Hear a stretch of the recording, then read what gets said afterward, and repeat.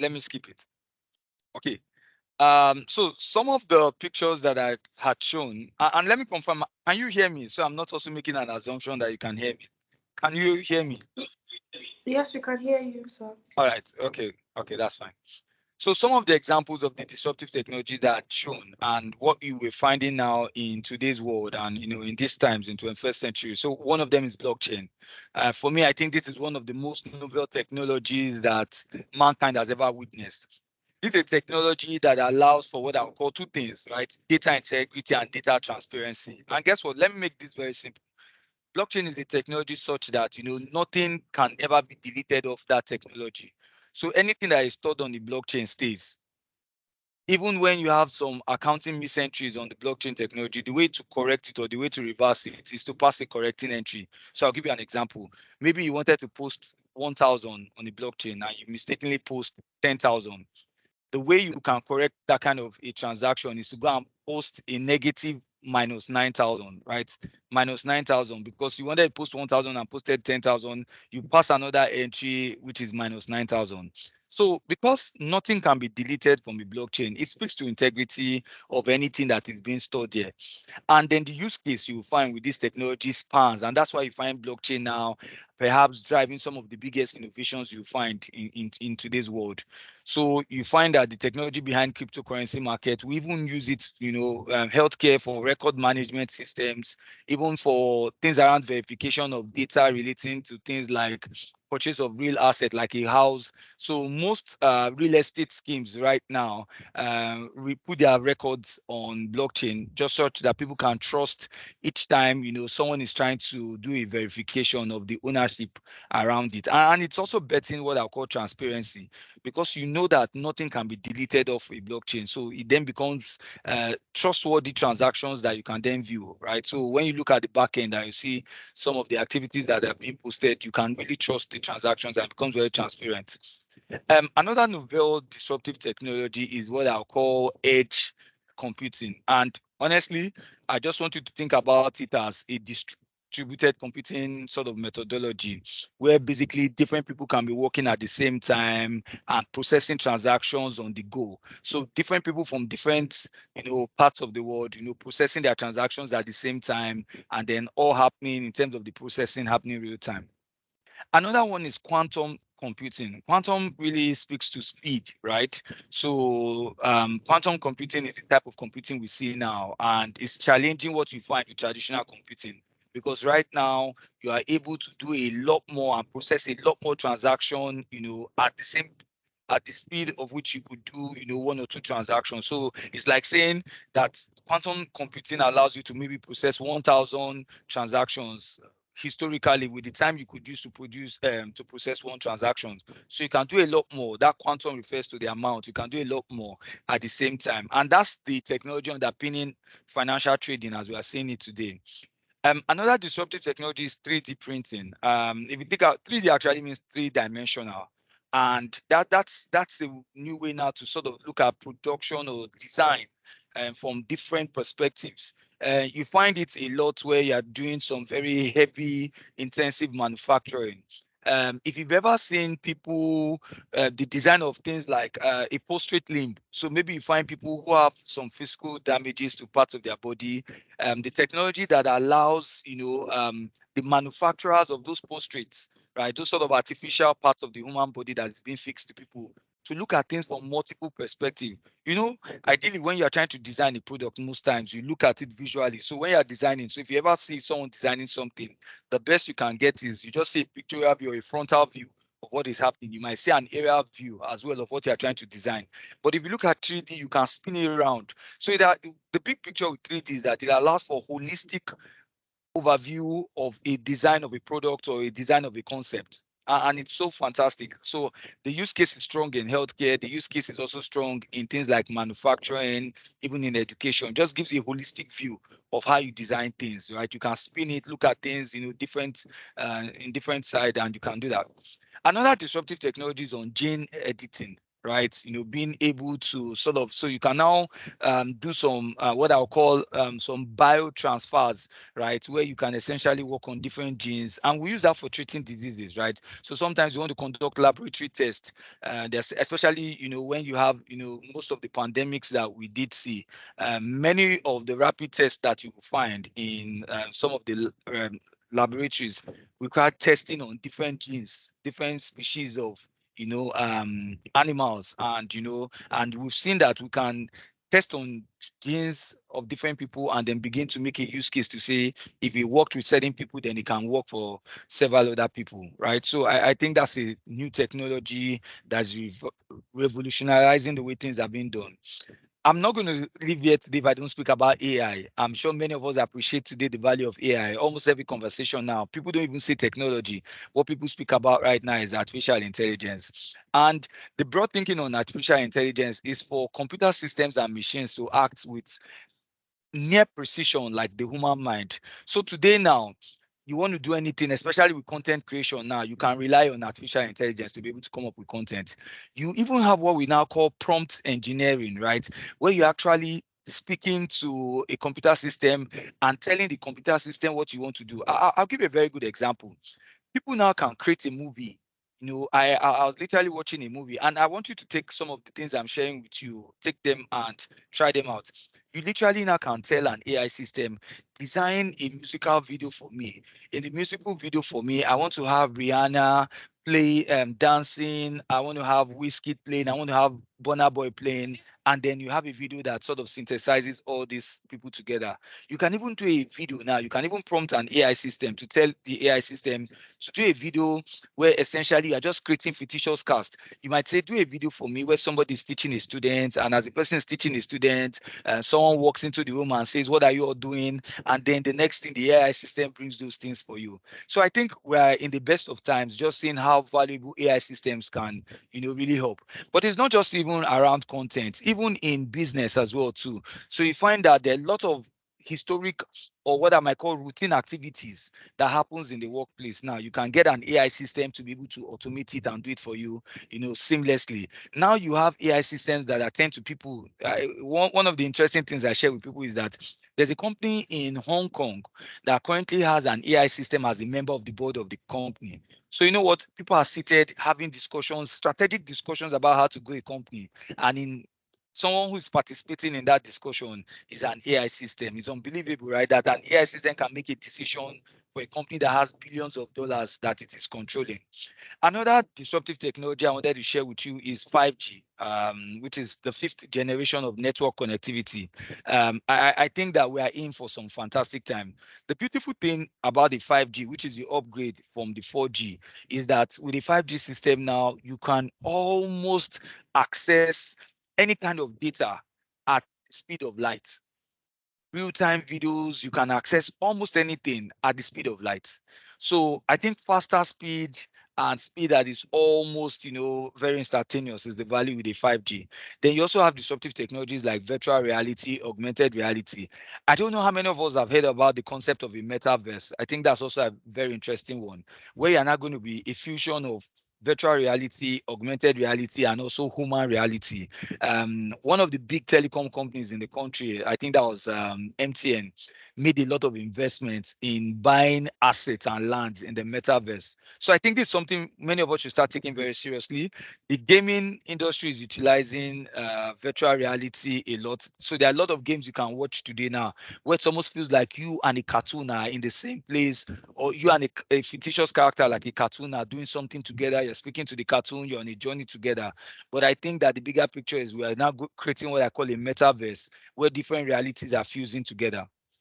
So I just want to give you pictorial pictures of some of the things you'll find with the disruptive technology. So blockchain I've mentioned a bit about, this fusion of augmented reality and human reality, AI and machine learning and the code. Then robotics as well too is another example. Right now you can automate tasks and then a robot executes those tasks for you. So sometimes many of you might be on websites and you're trying to make inquiries on the website. Actually, who is responding to you as they're making those inquiries on the website is actually a robot system, right? And it's really making work quite easy and improving efficiency within the workplace. So how will disruptive technology sort of impact everyone? I think the first thing is that businesses are leveraging disruptive technologies because it's disrupting their business model, it's creating new markets and creating new opportunities for them. And that in itself means that many business take up, disruptive technologies because they want to gain competitive advantage. They want to make more money. They want to reduce cost. They want to be as efficient as they can be. And that's where you begin to find that it's imperative you start upskilling. Personally, one of the biggest benefits to my own career was when I made a decision to learn a bit about blockchain. And that decision to learn a bit about blockchain has sort of opened me to a lot more opportunities. So much more that I'm doing a doctoral program right now. And the central piece of my doctoral program is on blockchain and its application. So I think you can upskill because the truth is that these disruptive technologies are creating new markets, creating new opportunities. And you want to be the go-to person when organizations are looking for people with the skill sets to help them enhance their knowledge around how to use these disruptive technologies. But let me say that disruptive technologies is not entirely perfect. There are some ethical issues with disruptive technologies. One of them is that when you think about systems like AI systems, right, and then the kind of data that is being fed into these systems to make some of these decisions, it's fundamentally might speak to something. So it might speak to issues around invasion of people's privacy. And that is why one of the big issues around technology today is around data protection and data privacy. If you want to get the value out of an AI system, you have to feed it with data, right? And so that it can think and process things and look at the relationships with the data. But then again, there's a law, there's what we call the General Data Protection Regulation that states that data belongs to the owner of the data. So in this case, most of the data that business feeds into these AI systems, right, is actually data of the customer. So there are ethical issues around making sure that, before you feed any data into some of these disruptive technologies, you seek the consent of the customers. But, much more is another argument as to, so even if these AI systems have this data and they sought for consent, what about the analysis and what they do with the analysis of the data? Maybe they also have to seek another consent, right? So these are some of the issues that we are seeing with disruptive technologies, especially around data protection. So I'm going to conclude my session by saying that the impact of disruptive technology is so profound. I think that every business today has to leverage disruptive technology because in itself, it is fundamentally even disrupting the operation. So it's much more even to their own advantage, right? That if they are proactive by leveraging these disruptive technologies, because the truth of the matter is that when the likes of Uber, the likes of the boats came in, right, it took quite a while for the traditional transport system to understand that the disruption was happening. So I think businesses have to be proactive by going for the disruptive technologies, and then the people with the skill sets are the people that would help the business, sort of improve their productivity. So it helps you to upskill around most of these disruptive technologies that I've shared. And you know what? The world is constantly an evolving landscape. So I just want to thank all of you for your time. And if there are any questions, I'll be happy to speak to the questions. So thank you. I'm back to you, Corey. Thank you. All right, thank you so much, Jonathan. If you have a question for Jonathan, please can you just raise your virtual hand?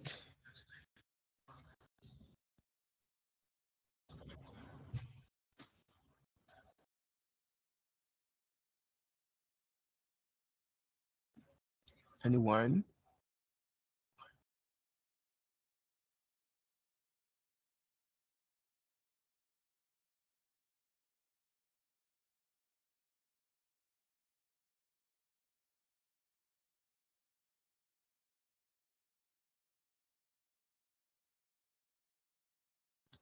Okay, yeah, you can speak.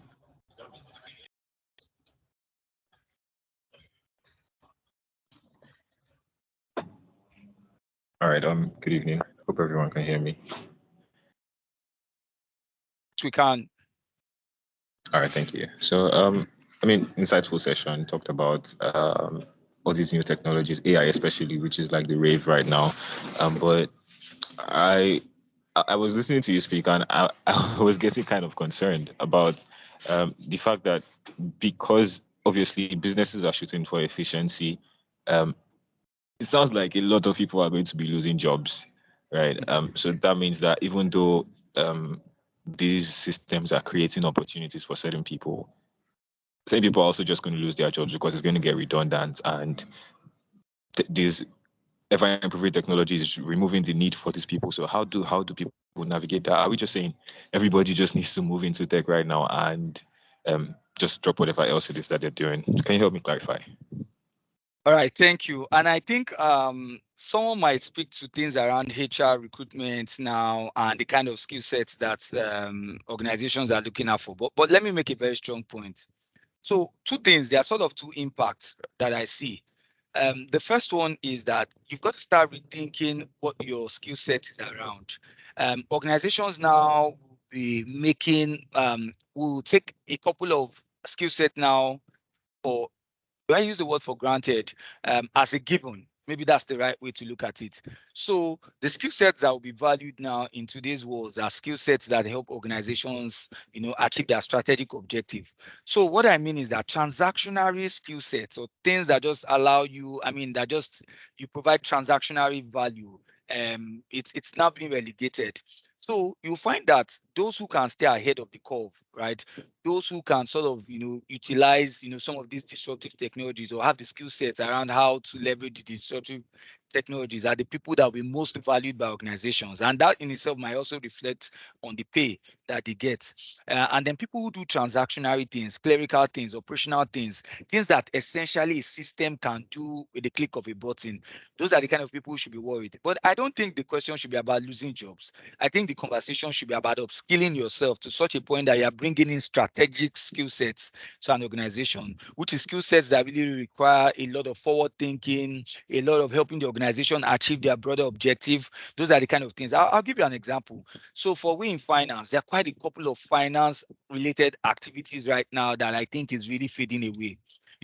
Someone just coming in and just knows how to post transactions on its own, right? Look, I started my career in the bank, and there were people who had worked in the bank for 5, 10 years, and all they were doing were just posting transactions, right? Receiving tickets, receiving deposits, and posting those to accounts. Those sort of things now can easily be automated. In fact, preparing financial reports in itself, that's also another strong financial activity, is getting so automated. There are lots of systems now that if you feed the data, immediately it just helps you present a report in any format you want, also in alignment with some of the international financial reporting standards. So I want you to think about the imperative as upskill yourself to a point where you have skills that enable the organization achieve their strategic objective, all the transactional things, right? Where essentially there's not a lot of decision making around that particular activity is now being taken away, and AI systems are doing a lot of all these things. Technologies are feeling that. But what technology systems might not do so well might be things around strategic decision making, right? Things around empathy, things around design. So there's a lot of conversations now too on design thinking. Those sort of strategic skill sets are the things I want you to think of, and the things I want everyone on the call to think of. These are things that systems will not replace, because we even need people to program the systems. Right now, I was checking during the week about how much people who have skill sets around designing AI systems, AI engineers, machine learning engineers, people who had those kind of skill sets, or people even have skill sets around analytics as well. I was just looking at how much they were earning, and I saw that their skills, their demand was on the rise, and also the amounts they were getting paid was on the rise. So I just want to challenge all of you, and I know the HR lady who is invited will speak to that, but I want to challenge all of you that, right, rethink the skill sets you're acquiring right now. Rethink the skill sets that organization needs.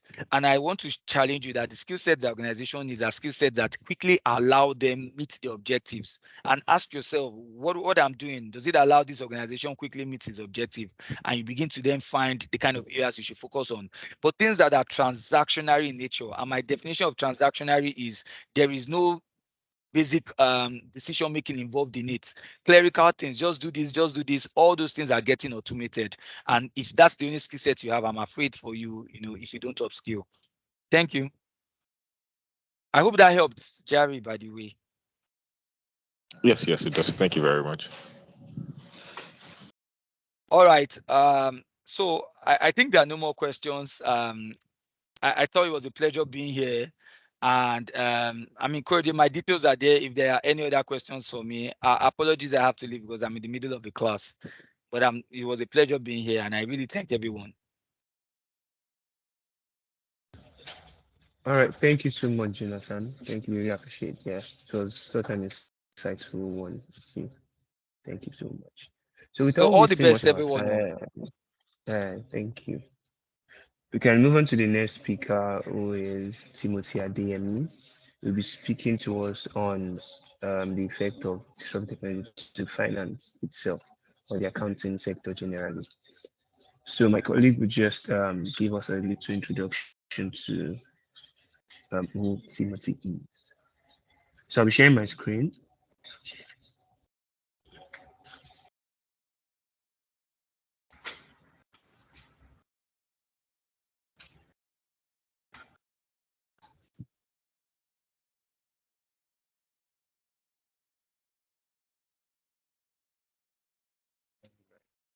So please confirm that you can see my screen.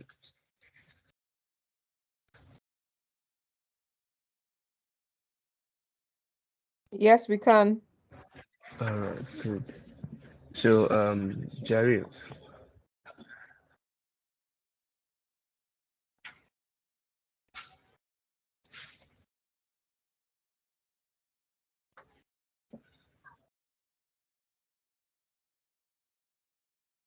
hello Jerry, can you hear us?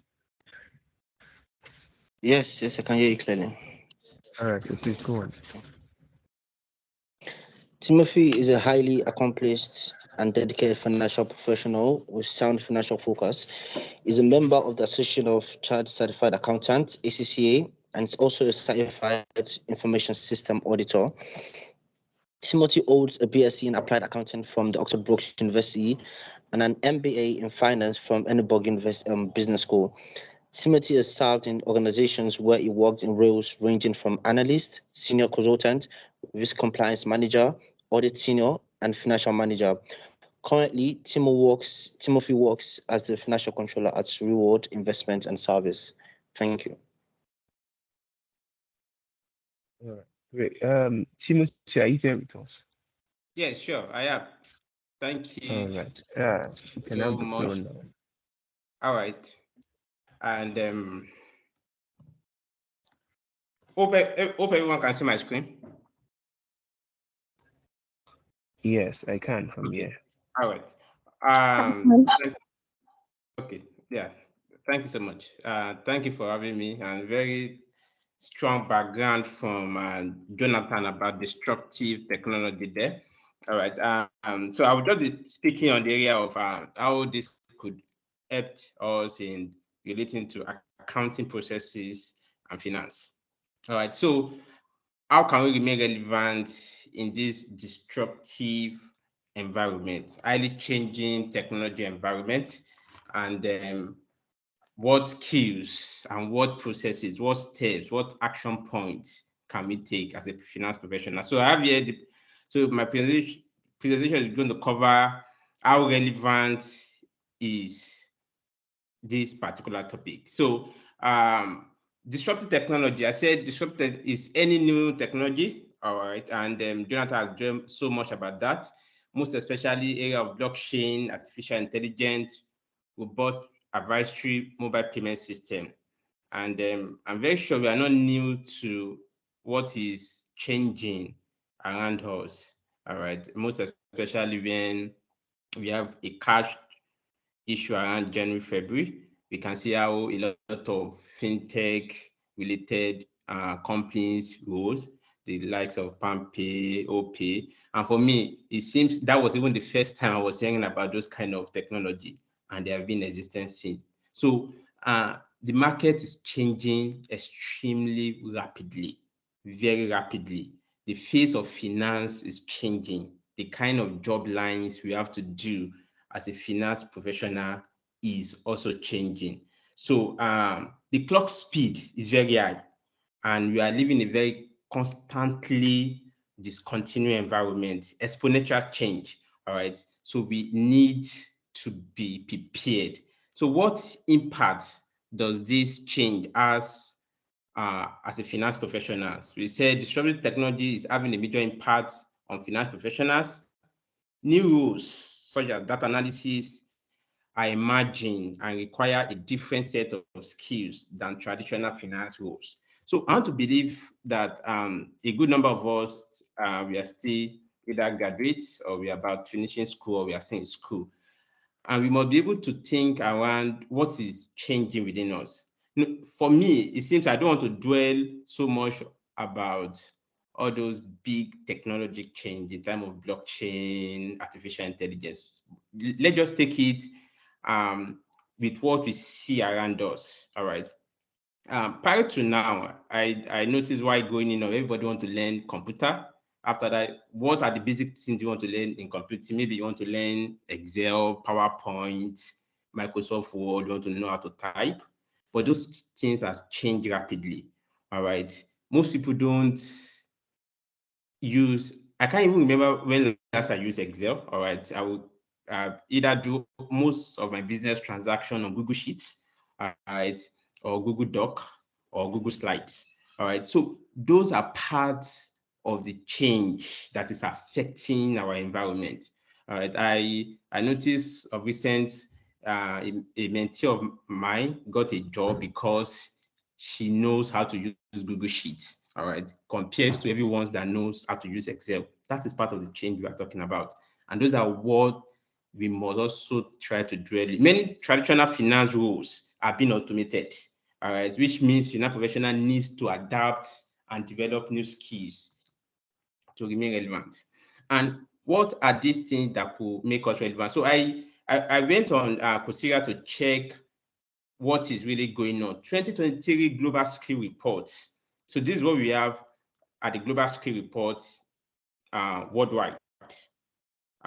We said to remain relevant as a finance professional in this age of disruptive technology and continuous learning is essential. This means staying up to date with the latest trend and technologies, as well as developing new skills. And it's so, I was so surprised when I found out that in the global skill rating, the sub-Saharan Africa, like the likes of Nigeria, Africa, all right, is extremely low. So from the information I had, people that are upskilling, learning new technology is actually very high in Asia Pacific, in North America, even US alone. People that study on Coursera in US alone in 2022 was around 22 million. Like that is people that take new courses, try to upskill their learning into what is changing. Whereas in Nigeria, I found out that it was just 1.2 million compared to a US that has 22 million. All right. Now, if I have to put that compares to the population of each country, we can see that we are lagging behind in those areas. Those who engage in continuous learning tends to have higher job satisfaction and better job prospect. So by embracing lifelong learning, finance professionals can stay ahead of the curve. So we need to continuously learn. And the interesting thing about being for a finance professional is that you can easily go online and learn some of these courses. All right.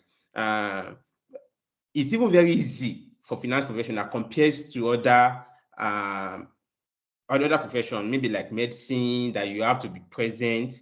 But for you can learn a lot of things online. So what are the opportunities or what are the areas that is in high needs of finance professional? The first one, I say data analysis. All right.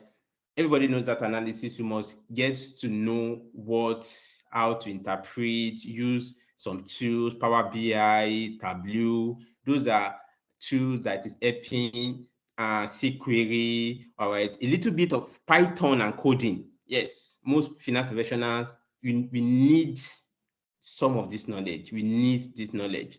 All right. So I also understand the fact that as a finance professional, we might decide not to major purely on analysis or maybe on finance. Some of us, I remember when I finished my CC, I found out that I have this interest in IT. So I decided to move into cybersecurity, doing CISA. All right. Hello. Hope everyone can hear me. Yes, sir. Okay, fine. Thank you. So I decided to move into cybersecurity risk management. All right. We can also look in the area of cybersecurity, most especially with the advent of AI, we are going to be exposed to a lot of risk. So for we accounting professional, that we find out that you might want to venture into pure audit, maybe IT audit. So learning a skills or having a qualification on cybersecurity and risk management is actually a very top rating. Now, AI strategy and implementation, artificial intelligence is not new. All right, artificial intelligence has disrupted a lot of things in our environment. All right, sorry, let me share. So artificial intelligence is not new. It has disrupted a lot of things in this contemporary world, and we must at intervals check what is going on. ChatGPT, a lot of them, they are just numerous. And the interesting thing about finance professional is that most of us might be afraid, all right, to try some of this technology.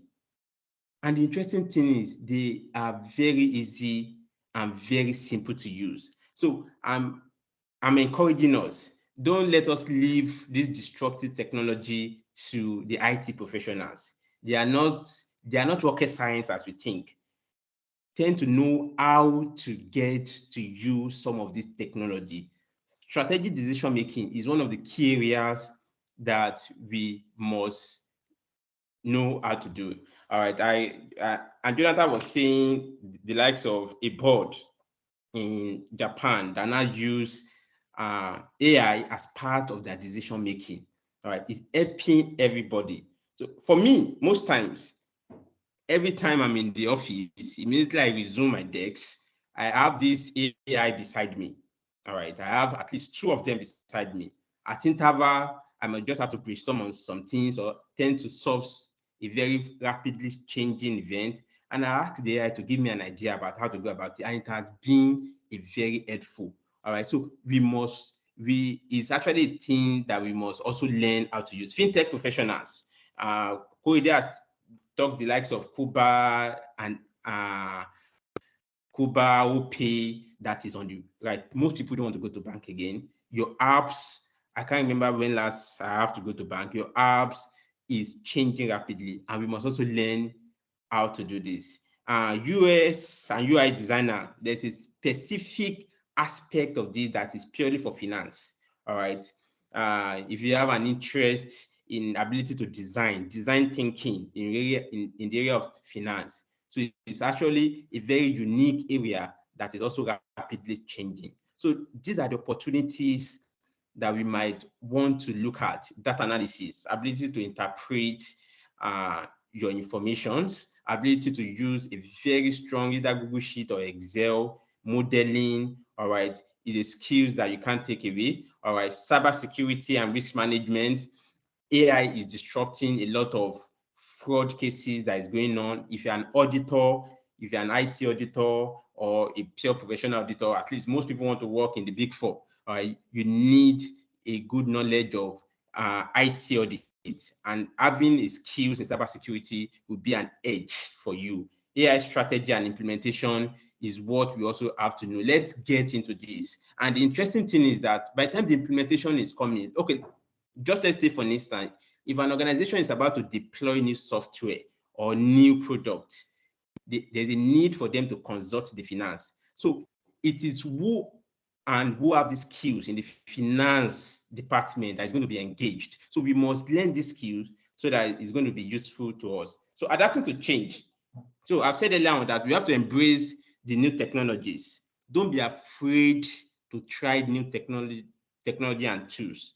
Don't be afraid to leave your normal Excel and go and try Google Sheets. Don't be afraid to leave PowerPoint and go and try Slide. Don't be afraid to leave Microsoft Word and go and try how to share your document. At some point, some people don't even know that you can even share your document, like 5 or 6 people can work on a document at the same time. These are skills that have been there for years, for ages, that people are not even tapping. They may seem doubting at first. Yes, it may seem difficult at first, but they ultimately make your job easier and more efficient. Develop new skills, take new courses. All right, attend workshop like this to develop new skills that are around. This can include programming, data analysis, and cybersecurity. I've seen accounting professionals that know how to code. It might not be you are not coding to develop an application, so you are not coding to develop an Uber or coding to develop, you are not being the next WhatsApp or the next Facebook, but you are coding to enhance your job. Ability to use query, all right, to check into a database and find an information that is useful for your analysis. Those are basic.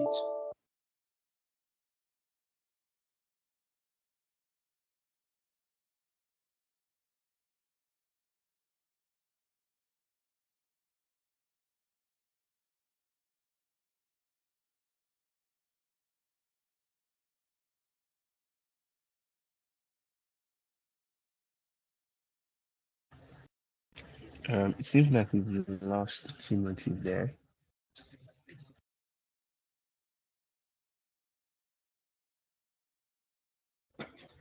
Let's hold on a bit for him to reconnect.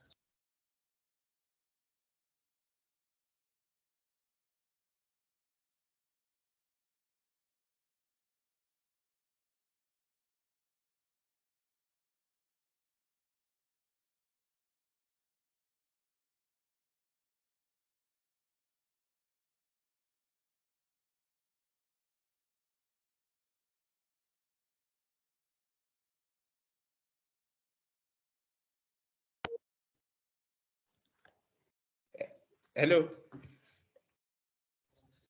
Yeah, we can hear you now. Yeah, sorry. So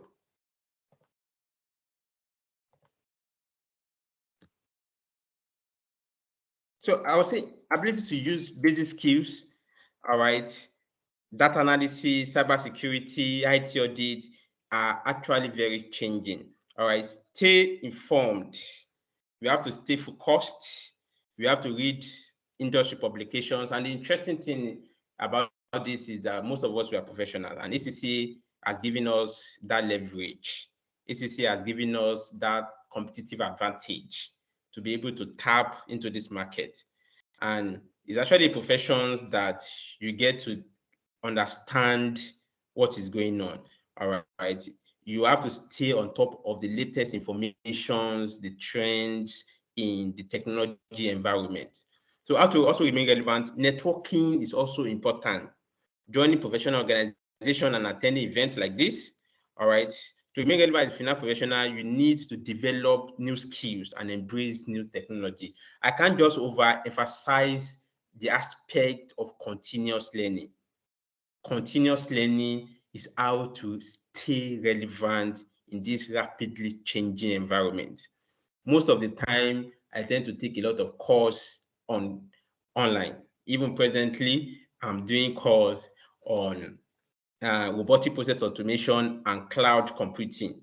All right, how to understand the database of the system.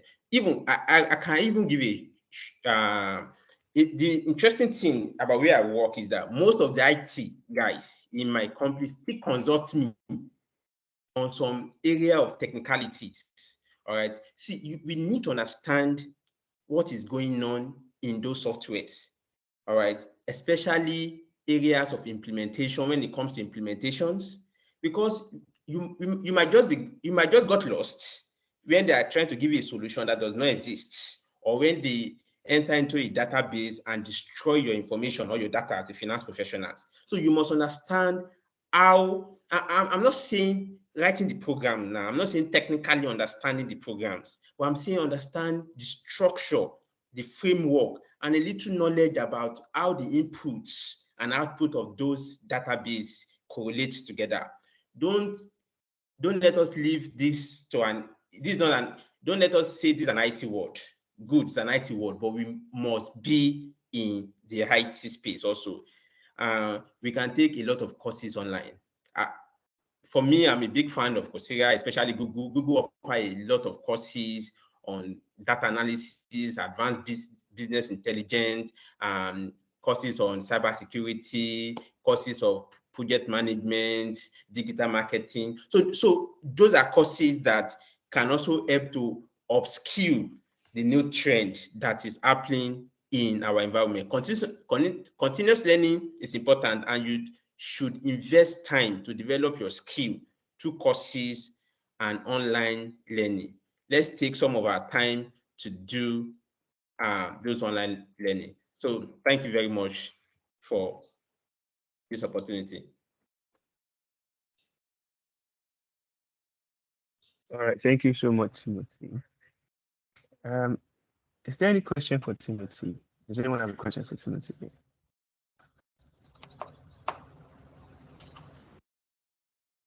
All right, Yusuf, you can unmute and ask your question. All right, thank you very much, Timothy. I really like your lecture on disruptive technologies. So I want to ask a question now. So I just want to give it in a scenario-like question. So let's say I'm about graduating from school and I studied accounting, for instance, and I've not written any of these professional exams. So listening to you now, I don't know what's your advice for people like me that would probably want to start ICANN, and I'm just like contemplating whether I should just go and start ICANN or ACCA, or I should just go and learn any of these data analysis or any of all these tech-related courses, since they're the ones in demand now. So what's your advice for someone like me?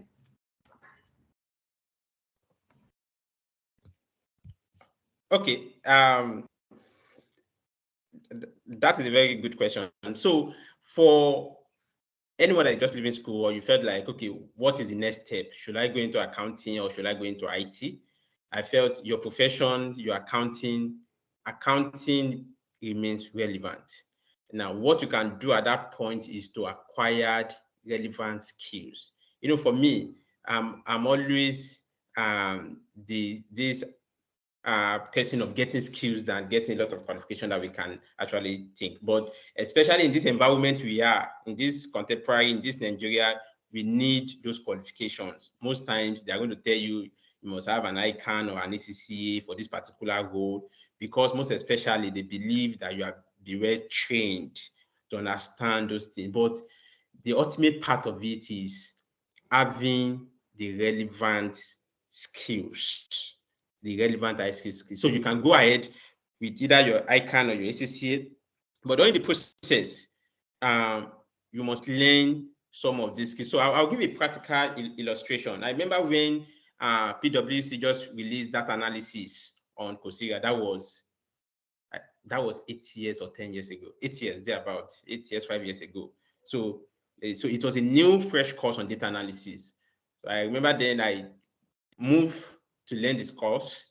I gave the course to someone else to also learn, all right, the skills. So then it was Tableau, it was Power BI. Imagine learning Power BI 5 years ago, 6 years ago, all right. And this person actually learned some of these skills. During the process, she engaged writing ICANN, but she gained her first job because she knows how to use these skills. Like, she knows how to use these skills. So it was very easy when she completed her ICANN for her to integrate everything together and get a better opening. All right, I mean a very big, better job. So let's go for these qualifications, but we must put at the back of our mind that the skills set is the ultimate part that is going to set us aside from any of our colleagues. All right.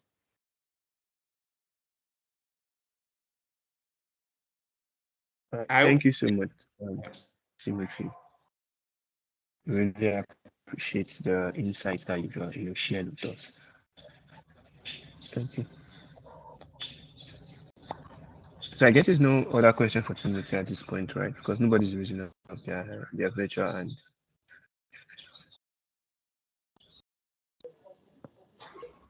Okay, thank you so much, Timothy. So we'll be moving to our next speaker, the person of Taiwo, Ridwan Taiwo. Okay, I can see Olutobi's hand raised. Do you have a question? Yeah. Hi, can you hear me? Yeah, I can hear you. Thank you. I just want to confirm if it's possible to get Mr. DM's contact. Just want to ask a few questions. I don't hold back the class. Is that okay? Okay, Mr. DMU's contact. So I think you can reach him via LinkedIn. So let me just share my screen again. So you can just look at his name. You can just check here on LinkedIn.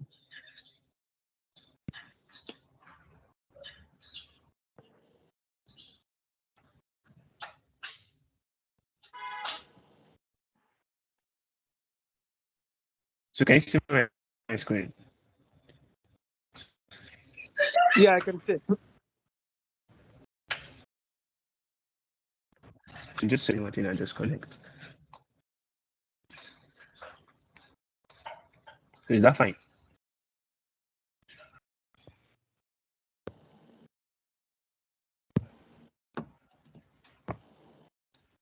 So Olu, are you good? Can we move on?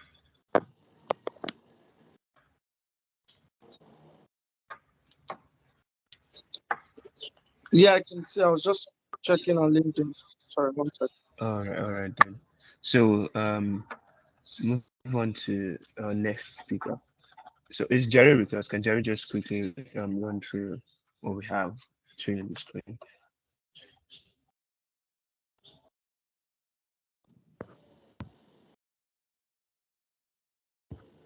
Taiwo is a skilled investment professional, holds a bachelor's degree in economics from Obafemi Awolowo University, and is an associate member of the Institute of Chartered Accountants of Nigeria.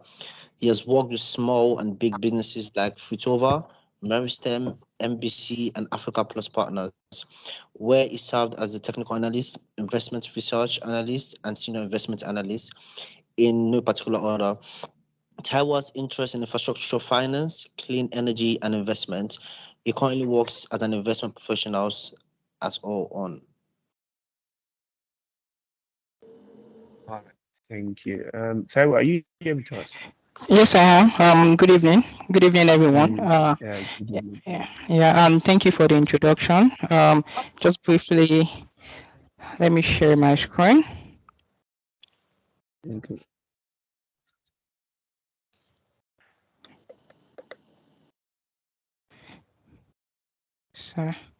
So as we Can you wait see my for screen? Taiwo, Can you see my screen? not yet. Okay.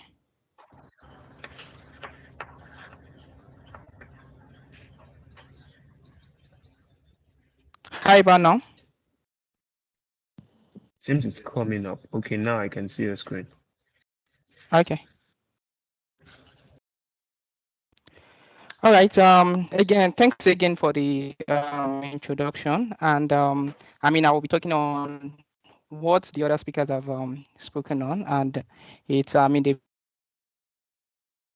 done justice to emerging disruptive technologies that we've seen today, and also how it is affecting finance industries, and most especially how do we prepare for it. But I mean, I will be focusing on a peculiar area of the finance industry, which is investment management, or what we know as wealth management. And I think I should start by saying that, I mean, when we talk about disruptive technology, it's not something that is new to us humans, right? We've always had it. That's why we have the term that we call industrial revolution. We have 1.0, 2.0, 3.0, and 4.0, where we currently have the things like Internet of Things, robotics, artificial intelligence, and so more like that. And as much as it is affecting the entire finance industry, I think the investment landscape or investment management is one peculiar industry that it is affecting really fast, really fast.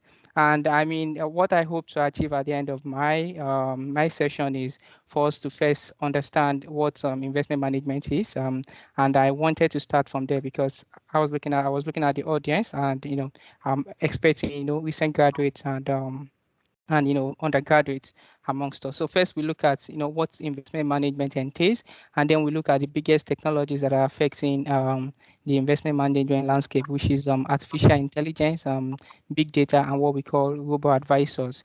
And thirdly, we look at the impact of these technologies on our industry, and then we're looking forward, what are the future we see with respect to labor. So first, I mean, what is investment management? Hello, can you hear me? Hello. Yes, I can Yes, hear we you. can. Okay, because I can hear myself back. All right. So, I mean, investment management is the area of finance that refers to the handling of financial assets and other investment. So it's basically that area of finance where you are people, investment professionals are able to help you manage your money and help you invest it in securities. And we have different kind of securities, diverse securities in today's world, and that starts from ranges from stocks, which is shares, and bonds, which are debt instruments, real estate, even commodities, right? You can trade things like commodities like rice, grains, and different kind of things like that. So we have very wide, investment vehicles.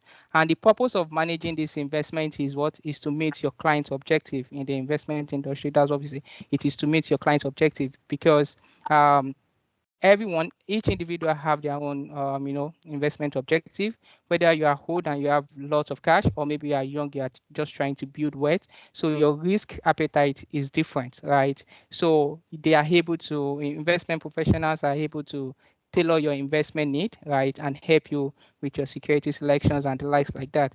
And, investment management entails, strategy, that is making research, right, about the different kind of investments in the that is out there, when to enter, when to buy, when to sell, right, when to hold that investment, right. So it requires strategy, and we have different kind of trading strategies that you can explore when it comes to investment. And then we have the security selections, which is basically identifying what kind of investment vehicle should you put your money into, right? We have, as I mentioned earlier on, real estate, bonds, shares, and the likes like that.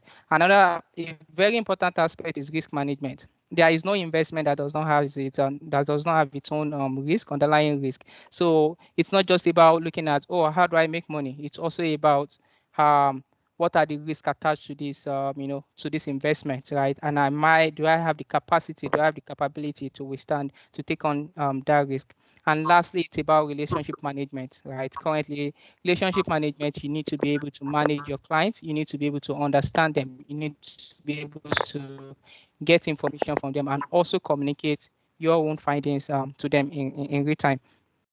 And looking at the investment management industry currently, these are the processes, right? You're coming into the investment management industry. This is typically what you would do. You will be doing, right? Understanding your client's investment goals, right? Establishing a strategy that fits your investment, your client's investment goals, and then you make your stock selections, or not stock. Apologies for that. You make your security selection, right? By security selection, it can be stocks, it can be bonds, and more like that. And then you have to track your portfolio, right? So tracking a portfolio is basically monitoring your portfolio to understand what is going on with them, what are the events that are affecting them, what are new data that are coming up that may affect your current standing with respect to your portfolio. And rebalancing is being able to make decision on when to change the mix of your assets in any particular portfolio. That is, you have a wide range of securities within a portfolio. You know when to take some out, when to put additional ones out, and the likes like that. And then you have to continually stay informed. Now, you have to do all these things, right? Or let me say, traditionally, these are the things that you need to do as an investment professional within this industry. But now we have, we have new technologies that are coming up, like the likes of, artificial intelligence, AI, and the likes that are coming up. And we've seen evolution within the industry, right? Initially, before 1950, right, what we had then was just shares. And if you have watched some movies like Wolf of Wall Street, you realize that it's centered around stocks, shares, and the likes like that. So we have very limited investment vehicle. It's just shares. And the way you are able to buy these shares then is for you to have a brokerage account. You have a stock broking account with a stock broking firm, and then you tell them, oh, I want to buy this stock. I want to buy this stock, and then they help you process it and buy it for you. So you are the one making that decision, right? Based on whether these decisions are largely people that are more informed and more should I say more advanced when it comes to financial knowledge. They are the ones that are able to trade these stocks, and there is very limited vehicle for you to invest in. However, when we got to around the 90s, right, we had more options when it comes to portfolio diversification. That means that now instead of just putting your money in stocks, you are able to invest in diverse asset classes where we have the real estate. Yes, we have the real estate, we have the bonds and the like. So it's not just about stocks. Now, as we have this new set of securities that are coming on board, it also requires you to process more data and also be able to understand the investment characteristics of these securities, right? And we had something that we call modern portfolio theory, which is basically looking at the relationship between risk and return. It implies that when you are, human beings are rational and will prefer to, take less risk. We are risk averse naturally. So for every additional risk that we want to take, we want to be compensated for it, get more return for it. And that is the idea of the modern portfolio theory. And many other things came out of it, right? And that's where we have the diversification of your portfolio, meaning that you want to be able to put, you want to be able to put your money in different asset classes that have, very different characteristics. So for example, putting it into stocks and putting it into debt instruments and putting some into commodities, right? So that when one comes down, the other is going up, and then it balances out over the long run, and you're able to make your return. And we had other things like mutual funds. These mutual funds, the implication of these mutual funds is that retail investors, like regular people like yourself, people that have maybe very little money can now invest, right? They can now invest because they can put it into mutual funds. And we have something similar to that. That's part of the evolutions that we've seen in the industry. For example, if you want to invest in US stock, a US stock, just one single unit, some of them could be $1,000. That's like at today's exchange rate, that's almost ~1 million. You may not have money to, but now you can buy fractional shares, right? You can actually buy those shares with your 50,000 naira, because there are some technologies that have been able to be able to synchronize this, pull funds together and invest in those securities. Now, where we are today is what we call quantitative investing, right? And this came up as a result of, evolution such as the internet, right? And more processing capacity, larger processing capacity that is able to process large amount and large volume of data. And this data is not just financial data, right? Both financial and non-financial data, such as you'll be surprised things like your social media data, right? What you are typing on social media with respect to your content, what you are looking at, right? The age that you put in when you open a social media account. All these data are being collected and being analyzed, and that's where we have the concept of big data. And the thing about quantitative investing is that it doesn't rely on just what we expect humans to do. It relies on empirical evidences, that is evidences that can be verified, because those data are readily available, right? Those data can be collected, they can be gathered, and that's the concept of big data. Now, this is where we have this technology coming into the investment management industry. We have the combination of big data and artificial intelligence that comes up into what we call robo-advisors. So basically, robo-advisors leverages on this big data, right? Being able to, analyze large volume, billions of data, right? That are not just financial data, but non-financial data also, and also use artificial or machine learning to make decisions. By artificial intelligence is that it can make intelligent decisions and it can also learn. And I think that's one of the, should I say, very fascinating side of it. Prior to now, the information or the kind of technologies that we've seen is that it's a garbage in, garbage out, right? Whatever you put in, it gives you an output and you kind of expect what the output would be. But right now, we are seeing capabilities for, artificial intelligence to be able to learn from past errors, right? And actually devise new strategies for your investments, right? It can do that. So it's like it can think on its own based on data that you provide to it. So when we are looking at robot advisors, basically robots providing wet advisory services, right? When we are looking at, we've seen maybe four, should I say, four evolutions of robot advisory. Initially, we had back in the days where they just give you a questionnaire to gauge your investment appetite. What is your age? They want to know whether you are old, whether you are still young, whether you have families, right? So as to gauge your investment appetite. They want to know how much you have in savings, right? They want to know if you have a house and the likes like that. What is your return objective? Are you like in fact, to some extent, some will actually ask you that you risk averse. What's your risk tolerance? And they just gather all this information and do what and make proposals to you. Like individuals actually make proposals to you. Okay, based on your risk appetite, because you are old, right? Because you want to retire, you are looking towards retirement and stuff like that. These are the kind of securities I think you should invest in. So it's largely humans doing it. They just kind of come up with some questionnaires for them to understand you, and they make they make propositions for you. At the end of the day, you have to make the decision on which ones to buy and which ones not to buy. And then we moved on to robo advisory 2.0. And that aspect implies that you now have dedicated investment managers, right? Dedicated investment managers that can that can manage a portfolio that is specific to a particular return objective, right, and risk tolerance. So what they do is that they are while you are able to give them the provide your information to an algorithm, right? And it's able to process it. And you also provide rules to that algorithm that, okay, this is how you should do things and this is how you should not do things. This is how much investment I want to have in this particular sector. This is how much investment I want to have to these kind of securities and the likes like that. And it is able to, it is able to churn out, okay, these are the securities you should use, you should invest in, right? At the end of the day, these investment managers still need to still need to make a decision on whether to do it or not. So it's more about proposals and management like that. But what we have, where we are now, predominantly about 80% of robo advisory that we have in developed markets now, they have the capability for 3.0, right? Where this is based on algorithm, where you provide you are able to get direct client investment objectives and characteristics, and it is able to churn out what strategies that you should use, right? In terms of this is how you should rebalance your portfolio. This is at any point in time, maybe because of changing events. So what you see there is that artificial intelligence is making proposals, right?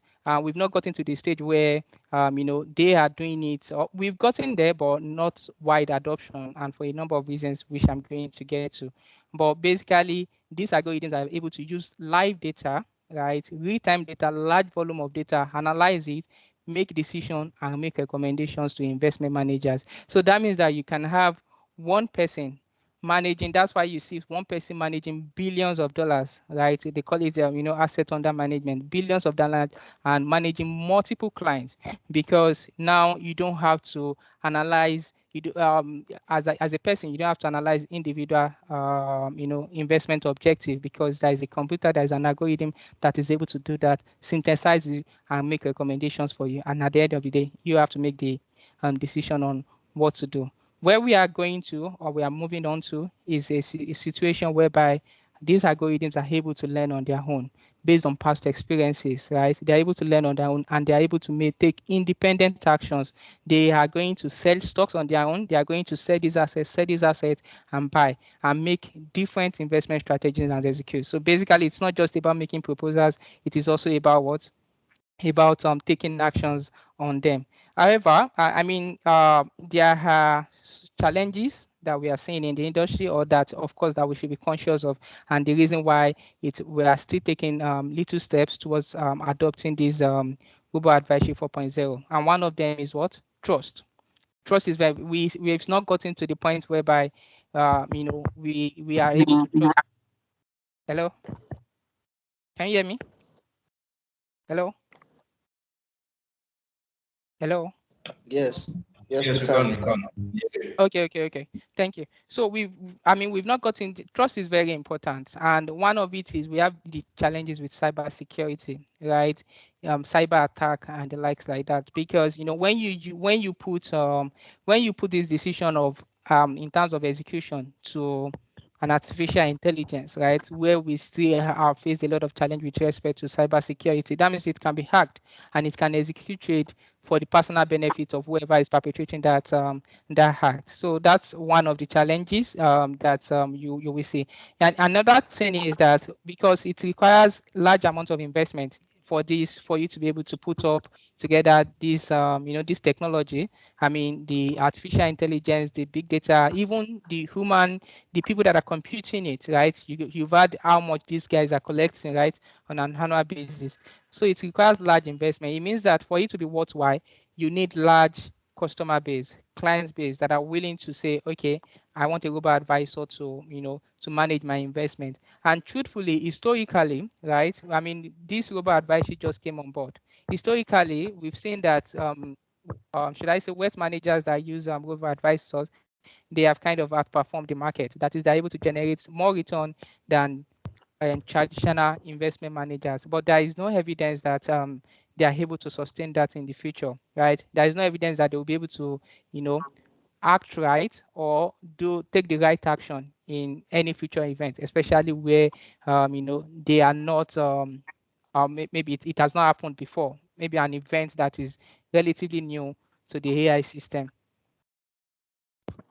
And I should also mention that I mean, the world, we are in different stages, or should I say at different stages of this global advisory, right? I think these even 3.0 and 4.0 is still far-fetching in Nigeria, right? So we are still more in that 2.0 and 1.0. 1.0 is for you to be able to open should I say, a stockbroking account just on your mobile phone, and you are able to trade on your own. And in some cases, if you are big enough, you have the money, you can actually get someone that can do investment analysis for you and be able to provide recommendations for you to invest. So we are still far, should I say, we are still very far behind when it comes to Nigeria, but we are in an economy where we are now, it's an open border now, right? So it's not just about the companies that are in Nigeria. You have to think globally. So you have to be looking at the big wealth management firms, right, and see yourself in that place. And what do you need for you to be part of those people? Yeah. And just a quick statistics with respect to, these are the biggest players in the industry. Vanguard is the biggest digital advisor, global advisors. They have about $140 billion in asset under management. The total asset under management managed by global advisors is $2.7 trillion as of 2020, actually 2023, right? And then it is expected to grow at 14% over the next 5 years, relative to or compared to the entire industry asset under management that is expected to grow by 6%. So that means that investments with global advisors is expected to grow faster than the industry itself. But there is still very low penetration or adoption of this global advisor. You see, we have about $98 trillion in asset under management globally, but with the ones managed by robo advisors is still about 2.5%. I mean, we are advancing, or we are getting to that point, but it is still relatively low, and just about 234 million users that we see. How will this affect the industry? I think in two parts. First, how will it affect the industry, maybe as customers, that is clients that wants to invest, and also as companies playing in this particular space. I think one aspect is, or one critical aspect, and why is one of the reasons companies are adopting this global advisory is the fact that they are able to charge cheaper advisory fee. So traditional investment managers, they charge about 1 to 2% in advisory fee, but robo advisors are able to charge 0.5%, right? So it becomes a game of competitive advantage, reducing your cost, right? Increasing your bottom line. And because these robo advisors are even a better, I mean, historically have proven to be able to generate better return, it makes it all worthwhile for companies to adopt it. But of course, only the biggest players can do that, right? The smaller players, they need to catch up, or maybe we get to a point whereby it will be cheap enough, or there will be like something they can actually use also based on their investment size. And one other way they do it is what we call fund of fund, like for the small players. So fund of fund basically means that the small players have their own fund, and then they invest it with the robo advisors, right? So rather than have their own in-house developing their own in-house robo advisors, as I mentioned, they have broader sources of data, real-time availability of investment decision, empirical evidence, basically real-time data, and automation of investment operations are the key things that we are looking at here. So future of work in the investment management industry, right? I think this has been mentioned by Jonathan and Timothy before. It is about awareness, learn, and adapt. Awareness, learn, and adapt. When I say awareness, that means that you have to be conscious of what is going on in whatever industry you are playing in. You first need to, before you can even develop skills, you have to first know that, okay, this thing is happening, right? And these are the things I need to do. And then you have to learn new skills, right? Even if it is Power BI, Python, data science, and the likes, you can't limit yourself to what you study in school, right? I have people that when we got out of school, they couldn't get a job in finance. I studied economics. Some of my colleagues studied economics, but along the line, they were able to venture into tech, right? Doing data science, doing data tech, and they are way more better. They are better off as of today. And then you need to also be able to adapt as these things are happening. I think in the short term, relevant skills, you have to learn 21st century skills, right? But over the long run, what I see as constant, all right, across different disruptions that we've seen are people that are strategic thinkers and leaders, people that are able to make decisions, right, that affect the strategic imperatives of the companies that they work for. It's not just about the skills again. After you've used 3, 4, 5 years in the industry, it's not just about the skills. It's you being able to think on your feet and be able to provide strategic decisions. I think I will stop here. I've taken much of the time. Thank you very much again, and I'll take any questions now. Thank you so much, Tyro. So it's such an insightful moment. Yeah. Do we have anyone a question for Tyro?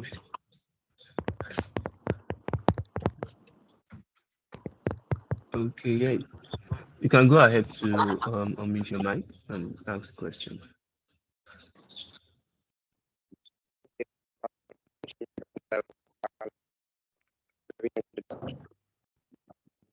Hello, I don't know. I can't. I don't know if that's for me, but I can't hear him. Can you hear me now? Hello. Yeah. Yeah. Yes, I can hear you. Okay. So we're talking a lot about AI, robotics. So it's like it's imperative for financial analysts to learn a lot about coding in the future because in CFA, I think they added like coding courses recently and data analysis courses to their curriculum. So and most like financial analysts that I know that they are studying finance, they don't really like coding, or even though they just want to like know a bit about Excel, Power BI, they don't delve much into coding, Python, the SQL. So do you think it's going to be imperative for all of the I don't. financial analysts? Hello. Can you hear me? Yeah, I can hear you. I don't know. Your voice is breaking. I don't know if that is from my end. One hearing clearly. Okay. Can you hear me clearly now? Hi, Korede. Can you hear him clearly? What is actually breaking? Can you type your question in the chat box, if that's possible? Hello, can you hear me? Yes, I can. I'll type it in the chat box. All right then. All right then. Does any other person have a question?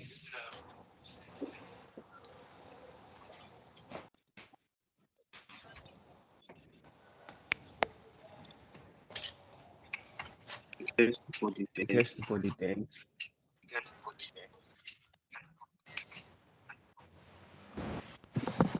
All right, so I think we'll move to the next speaker. But Kyle, just please hang on there. So we're waiting for him to type his question in the chat box. So we've heard from Jonathan, we've heard from Timothy and Tyro about how this affects finance, accounting, investing, and all of that. And the next speaker, who is an HR expert, would be speaking to us about the skills that we need and the necessary skills that are needed or expected for a finance professional to have acquired, right, when trying to get a finance job or finance role. Thank you very much, Korede. Good evening, everyone. Can you hear me? It's very insightful for us Hello, Cordy.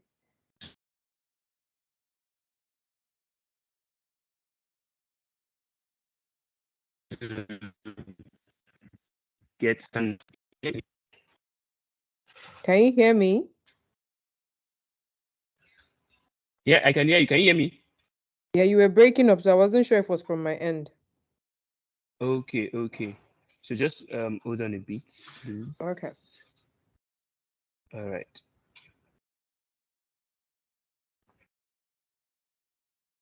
All right. I'll have Can you see my screen?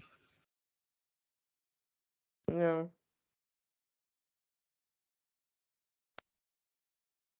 No.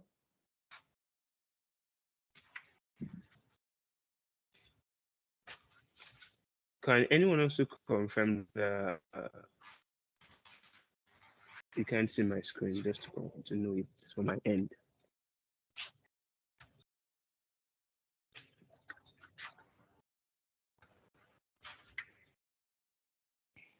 Yeah, I can see your screen.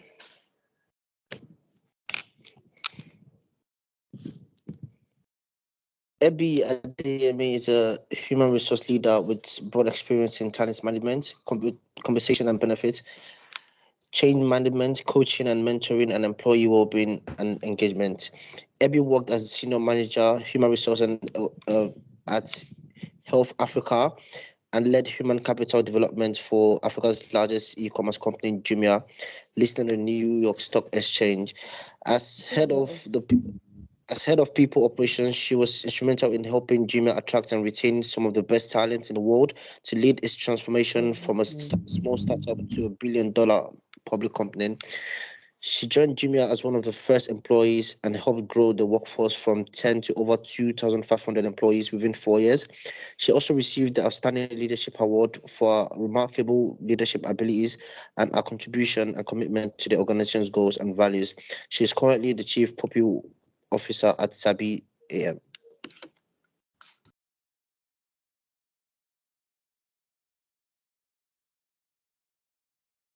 All right. Thank you so much, Jerry, for that. If you can hear us, are you there?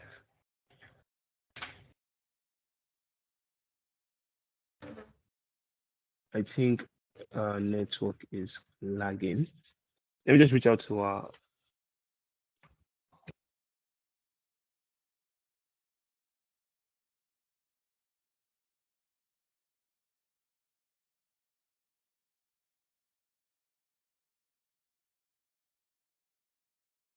All right, let's hold on for a bit. She's trying to get back into the meeting.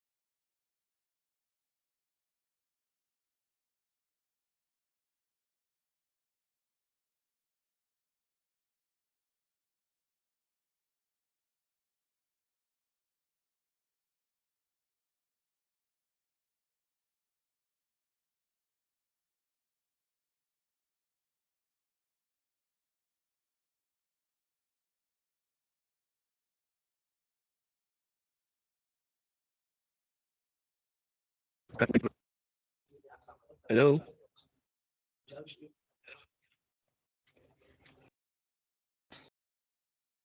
Taiwo, are you still with us? I think it's not yet. So let's just wait for Ubi to join us back.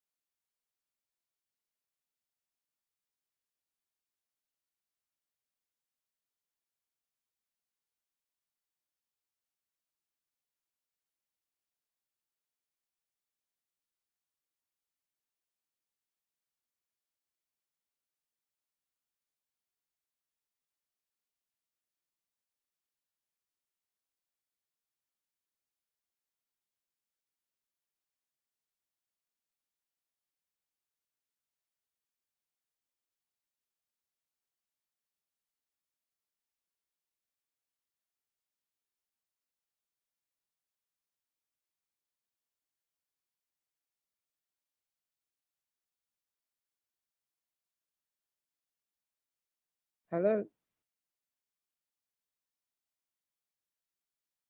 Yeah, I can hear you. Hello. Sorry, can you hear me? Okay.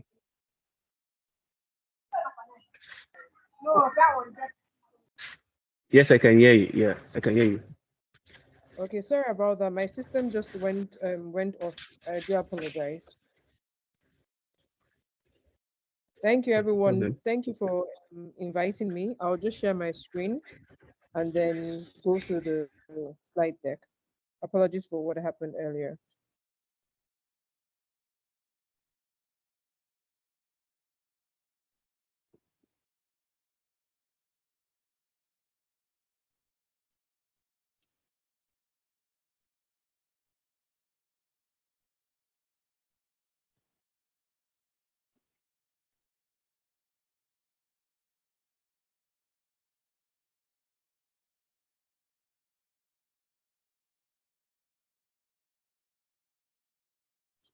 Please let me know when you can see my screen.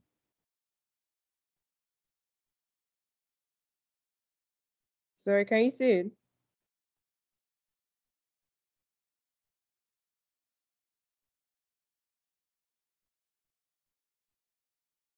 Hello?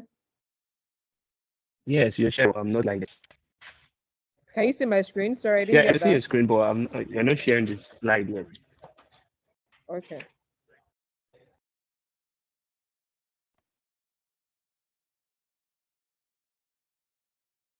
Laptop is.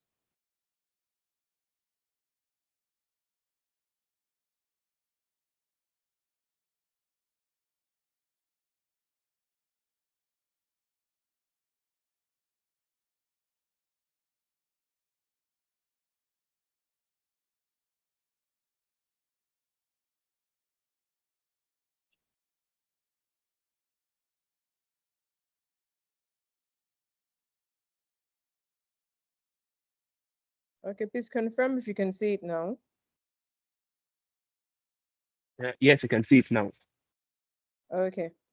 Thank you, everyone. Okay, I'll just go straight into the presentation. A lot of the things have already been spoken and elaborated on, so I won't go into much details. So what I was going to talk about was just introduce what disruptive technology was, the benefits, how it has affected finance, and then the required skills. So the first three slides have been spoken about. So I'll just go straight to the required skills for finance professionals. So pretty much, technology is affecting every industry. Even I'm a HR professional. I'm also a career coach as well as an emotional intelligence coach. For HR, for example, what do we use AI for? Most people actually now use it to do content creation, job description. So for me, what I would say in the financial industry is, apart from some of the skill sets that a lot of the speakers have spoken about, which is IT skills, it's the ability for us to be innovative. So the rise of automation and AI has led to repetitive tasks in finance being removed. So, like data entry, transactional processing is being replaced. However, there's more focus on higher value tasks that require critical thinking and strategic decision making. Those are things that AI right now cannot replicate. So, as a finance professional, what are you doing in terms of your thinking skills? How are you adding value to your organization? Right? In terms of strategic decision making, are you analyzing your data properly so that you can advise um, your CEO or your MD? Most of them had also touched about data analytics. So that's another area for finance that is really growing now. I won't go much into the blockchain and cryptocurrency. Fintech services. We're seeing a lot of financial professionals adapting to digital transformation. So they are learning about the new technologies, mobile banking, digital payments, peer-to-peer lending. I work in a fintech, and we have a finance department. And the finance department, we have about 10 people. So as much as we're in a fintech, finance is still a department that is still needed. However, it's the skill set that changes. So even if you say we're going into automation, you still actually need people that know what to do and how to program this the system to provide that services. So this quote by Alvin Toffler, what does it say? The illiterates of the 21st century are not those who cannot read and write. Before we used to say once you can't read and write, you're an illiterate. But what he's telling us now is the illiterates are actually those who cannot learn, unlearn, and relearn. So as the world is, because right now we're in a vocal world, things are changing rapidly. So the ability for us to recognize that we need to learn some of these things is really critical. Okay, this is what they taught me, but you're seeing it this way. But no, but they taught me this way. You have to unlearn and then relearn. And that is what Ivan Toffler is saying here in his quote. So I'll go more into the soft skills as opposed technical skills, because one of the areas that a lot of people neglect are the soft skills. Like I tell the people I mentor, it gets to a point in your career where, yeah, you have the technical know-how, but if you're not able to communicate and collaborate, if you're not able to think outside the box, solve problems, if you're not able to adapt and be agile, you don't have emotional intelligence and you cannot influence people to do things, then honestly, you get to a point in your career where you can't grow anymore. So as much as you're focusing on the technical skills, what are the things you need to do? You also need to focus on building your soft skills. So I'll just go more into that. So for communication and collaboration, what does that mean? It just simply says you need to know how to communicate critical financial, complex financial information. So for example, you can take a statement of account, for example. If you're not able to communicate it for a non-finance person to understand, it's a problem. And then even in our finance department currently, we have a lot of, oh, this is how the statements are, this is how it's meant to be. There's no collaboration. It needs to change. So right now we have a lot of mentoring programs with them. We have a lot of interdepartment programs with them. Yes, finance is control, right? A salesperson wants to just sell, and a salesperson doesn't really care about control. A finance person is saying, no, these are the things you need to do. But it's getting to a point where you need to think outside the box. Okay, the business has to make money, but I'm finance. I have to ensure that my controls are there. What is the middle ground? How do you communicate that? It could also even be in the way the communication was done. Most times, like, oh, this is what the law said, this is how it is, and that's it. No, you need to learn to be able to communicate and collaborate so that there's that handshake. The business is not losing money, and finance too is ensuring that there's no fraud and things that are happening in the business. How do you think outside the box? How are you solving complex problems? How are you taking a management accounting, for example, like cash account statement or something? How are you making it easy for a non-finance person, to understand? Okay, we have a problem, right? For it could be an example. An example could be we need maybe 5 levels to get something approved or get it done. A finance person should sit down and think, okay, it takes us five different levels, right? If we go through this process, the business would lose money or a potential buyer might go somewhere else. How as finance do I sit down to reduce our processes, but also ensure that we are not compromising on our systems or our integrity? That is what is happening now. A lot of fintech are moving away from, oh, it must be this, it must be that. They're looking for people that are agile in their thinking, that are able to adapt to the changes, that are able to say, okay, even if we have to go this way, let me go and do my own research to come back and make it easy. So like I tell people, HR and finance, like a lot of people say, is a support function, right? Oh, they're not bringing in money. Oh, we're not doing this, we're not doing that. But the truth is, without those two departments, an organization cannot survive. If you tell the whole of finance to go on leave or tell the whole of HR, there'll be chaos, right? Because payments will not be done. Even things that a finance person can help, it won't be done. So it's not just about selling, right? A salesperson can say, oh, I have this deal, but finance will do their checks, they'll do due diligence, they'll do risk, a lot of things that if they don't do, the business can actually go bankrupt.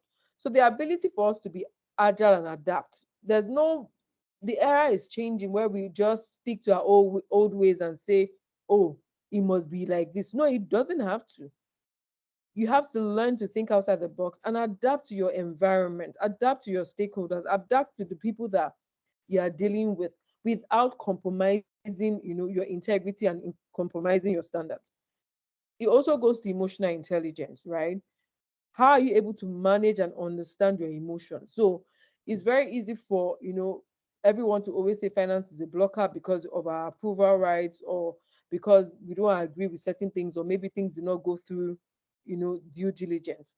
The ability to understand that a salesperson just wants to sell, then you have more empathy and you now know how to communicate with that person. Because there are certain things that need to be done from the finance end so that finance is not seen as a blocker. When you have emotional intelligence, when you understand where someone is coming from, it makes your work easier. And then the last step is being a leader. Anyone can be a leader. What is a leader? A leader is someone that people listen to and are willing to, do the work for. So a leader doesn't have to be a senior manager. There are even senior managers that are not leaders, they're managers. So being a leader and being a person of influence, you should be able to lead projects, manage teams, be innovative in your thinking. So apart from the technical skills, these are also skills that for finance, you need to start acquiring as an individual. So I would just talk a bit about my career. My career I started as my BSc was in geography, my MSc was in geographic information science. So that was geography and IT at that time, coming together. But by the time I had relocated back to Nigeria, GIS wasn't something that a lot of people knew. And with my GIS, when I was doing GIS, I had a pure IT background. I had done ITU, I'd done Oracle, and I'd done project management, right? And the reason why I did that was because, okay, I recognized the fact that I was coming to Nigeria. So it's not for me to say, okay, I'm doing GIS ahead, then what then happened? But when I got to Nigeria, obviously GIS wasn't really there. And then I got a job in Jumia. Then it wasn't called Jumia, it was called Katsua. It was, okay, the drive of being the first e-commerce in Nigeria, in Africa, da da da da da da da. And then we used to do everything from finance to operations to HR. Like there was this buzz of wanting to ensure that you're building a business within Nigeria that has not happened in Africa before. And then I found myself in HR. And what did I do? Remember, I had a master's. I started everything I had to do with HR. So I did my CIPM, I did my SHREM. Um, those are the only two like HR things that I did. And I started, like building work experience and all that. And then I started thinking, okay, I have IT, I have an IT background, and I have HR. What kind of sector would I work in? And then I went to an NGO, and the NGO is really focused on IT. Then fintech was just, like coming up. This was like 2016. So because I had a GIS and IT background, and then I had an HR background, I was able to fit in because everything we were doing in that organization was automated. They were looking for people that were agile in their thinking, looking for people that would come. So when I got in there and I understood the dynamics, what I did differently was I went to do my project management. So I'm actually project management certified, even project management agile certified. Why did I do that? Because I started noticing that the world is changing, right? A lot of companies in the US are looking at things differently. So everybody, like now, for example, in the US, they call themselves project managers. But that does not mean that you're not doing HR. That does not mean you're not doing finance. What they do is the deliverables are tied as projects, for example. So if you're doing like a compensation structure, right, is a project. So being a project manager just helps you understand, okay, first of all, you start with the project, what is the objective, and then you break it down, which is a lot of us are currently doing. What we work on, our deliverables are actually projects. But in the Western world, they're tiny to, like that project management thing of, from start to finish, go through the various stages. So what I want to tell you guys, I'll round up because a lot of the speakers have already said the things that I was going to say. don't be scared of, AI is coming in to take our jobs. No. What you need to do is develop your soft skills, right? Have a career. Right now, I'm doing ACCA. Remember, I started from IT to HR, and I'm actually doing my ACCA. And people think I'm crazy, but I'm not crazy, because the truth is, for you to remain at the top, you need finance. You need finance knowledge, right? Wherever in the world. Yeah, it might not be at the level like Jonathan had said, where you're doing data entry. No. Every organization will always need finance, because you need people to tell your books, ensure the numbers are done properly, be able to give you scenario analysis, do a lot of projections. This is where we are. We can grow in times 20, and then do some modeling. So what I will say is, look at the trends, what it currently is going on, and see how you can fit into that. It could be like they had said, cybersecurity. Cybersecurity is a big deal now. Why? Because everything is being automated. There's AI, so now a lot of people are looking for how to commit fraud. So cybersecurity right now in the US is, a lot of people are being paid well. It could be risk management. Even if as things change, you still need to learn manage your risk. It's just that the type of risk obviously will change.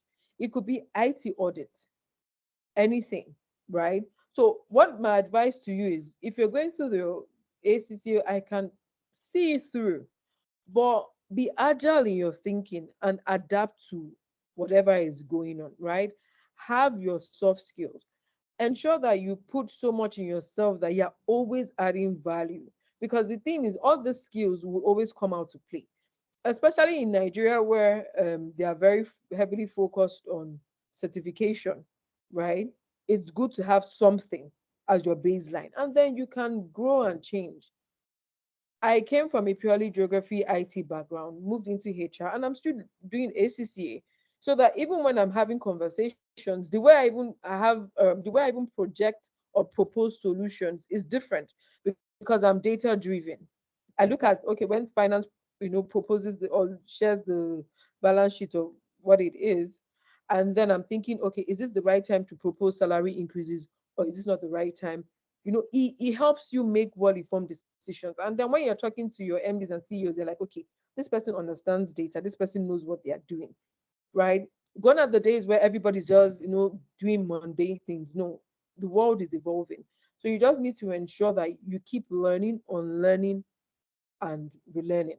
So I'm going to tell you that even if, yeah, disruptive technology is around, yes, it may eliminate some jobs, but finance professionals will still remain relevant if you possess the required soft skills that have been discussed in the previous slide.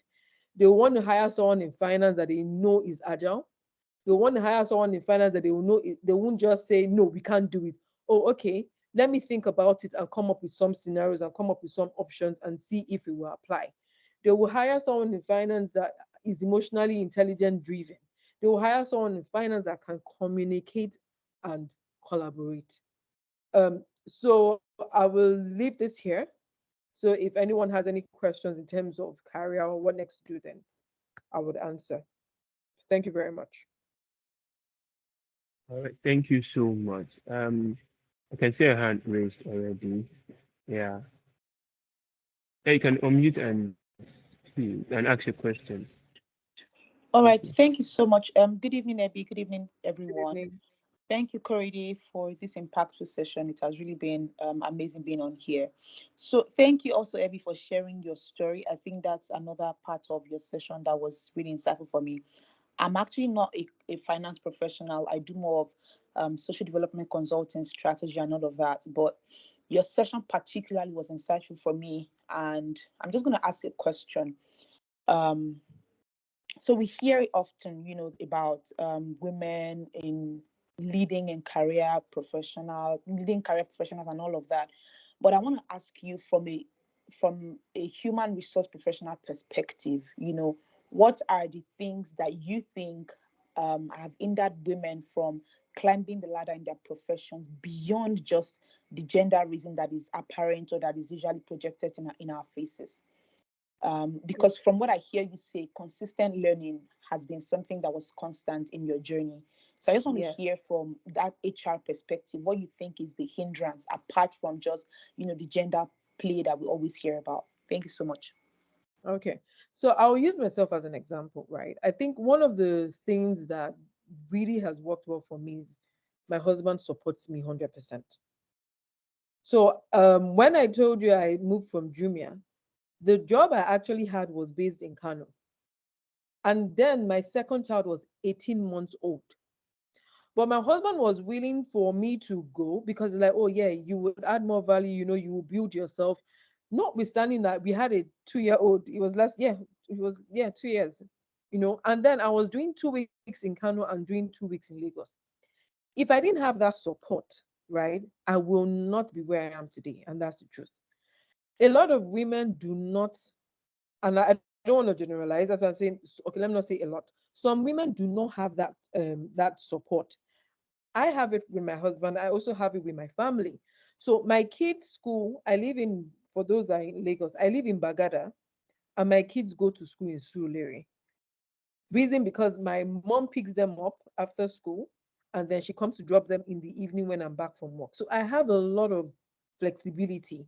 I'm able to, have my me time, read for my exams, and then still, try to balance work life. So a lot of women might not have that kind of support. Two, for women, it depends on how driven you are. Some people are just very comfortable with, okay, getting to a certain level and they're content with whatever salary they're earning. After all, I have children. Some women get to the point where they don't have support, they don't have anyone, and then just, stop working. Sometimes it could be just a job that can enable them go back home, take care of their kids, and then, call it a day. In my career, that's what I've seen. Because if you even look at the trend, is now that you see a lot of organizations, hiring women. Even when we do recruitment and we're asking for females, you will hear, oh, please, can I close early? Or, like there's always this, I don't want to say excuse, but it always comes off as that. So you will see sometimes even some people are not willing to because they don't want to be hearing, oh, my child is sick, my child is that, my child is, like those kind of things. If we all have the support of our husband or our family members, nobody's querying you, or you didn't cook, or you trust me, a lot of women they would have climbed their career. So I think that is what is lacking, that support. And then for those that have that support, how driven are they? I switched careers twice, right? I could have said, oh, when I got back to Nigeria, there was no GIS. Okay, and let me just be okay with, maybe I'll go back and do customer service. No. Even when I got into HR, my goal was to get to that top in HR. So I did all the certifications in HR. So no one can say, you don't have it. I don't have a BSc in HR. My BSc is in purely geography. My master's in geography and IT. But you can't question my HR knowledge. Like, ask me anything, like you can't, because I ensured that even when I was in HR, I got to the top of HR in terms of everything I needed. And now that I'm there, I'm thinking, oh, okay, I don't want to be a HR executive where I'm not at the table, I'm not making decisions. No, I can't do that. What do I do differently that will put me at that forefront? And I'm doing ACCA. So even when the CFO is saying some things, I'm like, guy, your numbers are not right. He will look at me. Or when you're talking about compensation of benefits, I will contribute. Sometimes you'll be like, yeah, I know you know. I'm like, no, I don't know anything in finance. So I'm not doing ACCA to become a chartered accountant and go into accounting. No, I'm doing ACCA so that I can make informed decisions. I can contribute when other people are speaking. I don't want to be HR and just be HR. Oh, she's taking care of employees. No, I'm doing ACCA. So even when we're having conversations, I'm telling employees that, see, this is not the right time to ask for XYZ. I'm telling my boss that, you know what, the dollar thing that has changed right now, the dollar that they have removed, or the double thingy that they removed, where we now have one single determinant for FX, it has affected a lot of startups, because when you got money, it was at bank rate because it goes through CBN. Now they're saying dollar from 400 now is 700.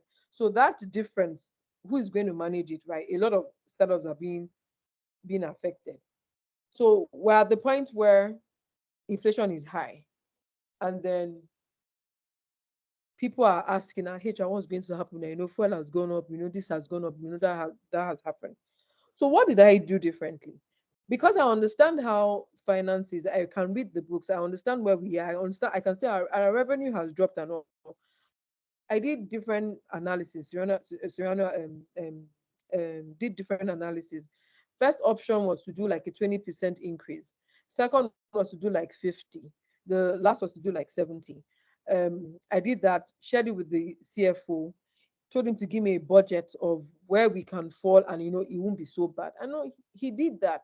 And then I went to meet the CEO. I said, see, this is where we are, blah, blah, blah, blah, blah. The CEO was like, no, but revenue has dropped. I said, yes. But remember when we were having the meeting, finance said we could have this laxity. I've spoken to the CFO, there's this thing that we can do. You know what? Let's implement in installments. So maybe we'll do the lower level for this month, do mid-level for next month, so that it doesn't hit our books, at once. If I didn't have ACCA knowledge, I cannot say that. I'll be coming from a very pure employee focus where people are not, things are hard, people are not finding it easy. Please implement. They won't listen to me. But because I understand and I can read the financial statement, I'm able to now say, you know what? Let's do it this way. I know, yes, revenue has dropped, but I've spoken to finance. There's this small budget we can manage. Do it instrumentally. People will leave at the end of the month. If they leave, this is the amount we have saved. If we reduce, that kind of thing. And, it got approved. So even when we're saying have a finance background, things are changing, it doesn't mean you neglect your finance background. A lot of finance people pay attention to details. That's a gift. My attention to details is strong. You know why? I was managing head of compensation in Jumia, and we're 3,005 employees on Excel. I was doing payroll. So I had to ensure that my payroll, there are no errors.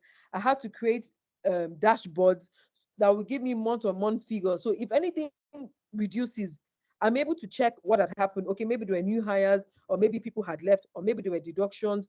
If anything increases, okay, yeah, I can say, yeah, these people. So, and I'm not a finance person, but I was managing compensation and benefits. So because of that, if you send me anything, my attention to is strong. All these skills will always come to play, right? So for me as a woman and the people I mentor, just give it your all. Don't be so quick to say, oh, my husband will not agree. Go home and talk to him and make it, and that's where emotional intelligence comes in. You know how your husband is, right? Go home and talk to him and make it him and say, honey, this is what I want to do. What do you think? But when you go down, you're like, hey, especially depending on the kind of man, they might start feeling like, this one wants to become the head of the house, and then kill your dreams. But if you go there like, okay, what do you think? If two of us are able to bring things together, we will grow better, we will do this, and then things get better. But I think the society that we even have grown, women are meant to be in the kitchen. There's that stereotype of who will take care of the children, kind of. As women, we need to start thinking about our future, and change our mindset. Look for ways to get support, find things that can make you work, and continue to learn. Thank you. I hope I answered your question. Yes, thank you so much, Abby. Thank you for being honest and open with your response to the question. I think you did answer the question. Thank you. Okay, thank you. Thank you so much. And so our last speaker has spoken. I think we've come to the end of the webinar. And I would love to appreciate every of the speaker, every of the attendees that came to attend this webinar, right? And I'm sure it has been an impactful one for every one of us, right? Is there any question from anyone else, from any of our speakers?